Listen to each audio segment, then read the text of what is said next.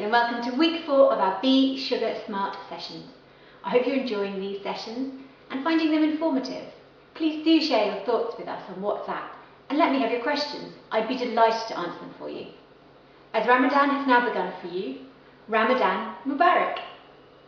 Over the next few weeks, I'm going to focus on healthy eating over Ramadan, with a key focus on sugar and making some swaps from high to low sugar. I hope you found the Be Sugar Smart app, which I told you about last week, helpful and have enjoyed using it. What was the high sugar product you found in your home? Let us know.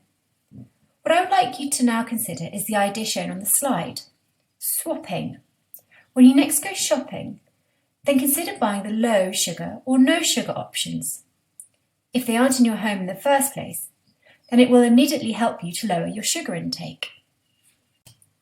Essentially, there are 4 main moments when we have sugar in our diets.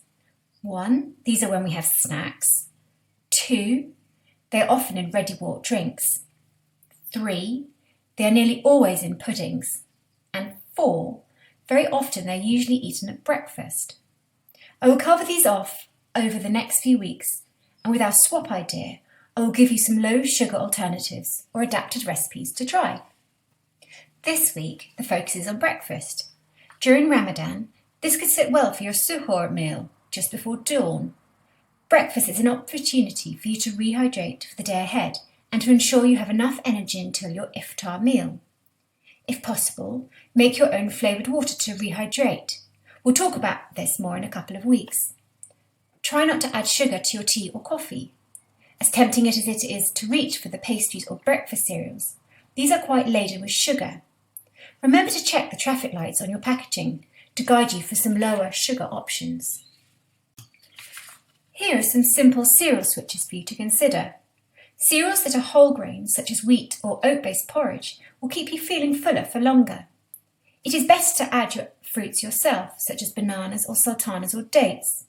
That way you are more in control of what you are eating. If you do buy the cereals with dried fruits, then try and look for the ones that have no added sugar. A good balanced meal should include all the major macronutrients, carbohydrate, fat and protein.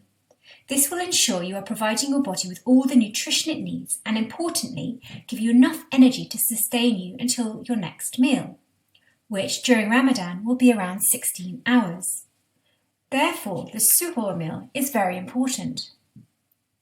You should try to have foods and liquids that will provide you with longer lasting energy to prevent hunger and to prevent your body from starting to break down your own stores of glycogen and muscle proteins, which can cause lethargy and tiredness.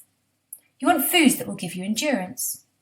So how about eggs, avocado, whole grain toast? Or what about porridge or soaked oats with fruits such as berries and figs and toasted unsalted nuts? What about yogurt with berries and toasted oats? The advantage of these ideas are that they are slow release energy. Your body has to work quite hard to release the energy in the food, but it will keep you feeling fuller for longer. Another idea is to adapt recipes and use less sugar in your baking or when you make your breakfast. Pancakes are a classic breakfast and traditionally use quite a lot of sugar. It is important, especially for kids, to have a good breakfast. In this example, there is only 1 teaspoon of added sugar, and it will make about 8 pancakes. It is simple enough for kids to make themselves, as you will see shortly. The toppings you choose will add to the nutrition of the dish. Spices such as vanilla, cinnamon or cardamom will add sweetness and interest. Use lemon juice and a little drizzle of honey. Why not add some fruit such as bananas, berries or apples, and that will boost the vitamins of the dish. Also adding a bit of yogurt will add a nice level of creaminess. So for our quick and easy pancakes, we need some butter in which to cook the pancake. We'll put that in our nice hot pan. While that's melting, we'll go through the ingredients. You need 1 cup of self-raising flour, 1 cup of milk, half a teaspoon of bicarbonate soda, 1 egg and 1 teaspoon of sugar. And Charlie here is going to show you how easy it is to make this batter. In goes the bicarbonate soda, in goes the cup of milk, well done, in goes the cup of flour, that's it, in goes the sugar, these in any order. It doesn't have to be this way, but this is the way Charlie's shown us to do it today. Then goes the egg. And then what do we do? With our wooden spoon,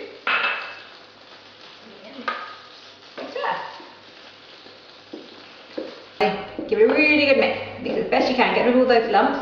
And the time it's taking Charlie to get the batter ready, is that now ready? Yep. The butter's nice and hot. And what we do, thank you Charlie, I'll do this bit, is you pour in about a 15 centimetre amount of the batter. There we go.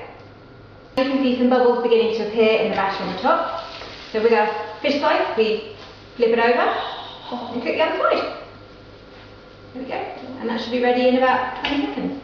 Okay, and there we go. And there's our third pancake, which took less than about 5 minutes to make. Now then, for toppings, we can choose from a variety of things. Ground cinnamon you could put on it, put some vanilla essence.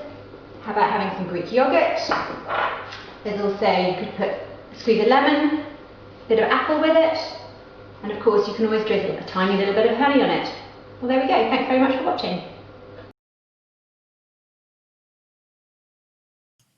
For more recipe ideas, Public Health England have another fabulous app you can download. Look up Smart Recipes in your app store and you'll find lots of more great recipe ideas. Thank you for listening today. I hope you've enjoyed the session and will have a go at some of these recipe swaps and breakfast ideas. Have fun with it and let us know how you get on. Until next time, keep safe and I'll see you next week.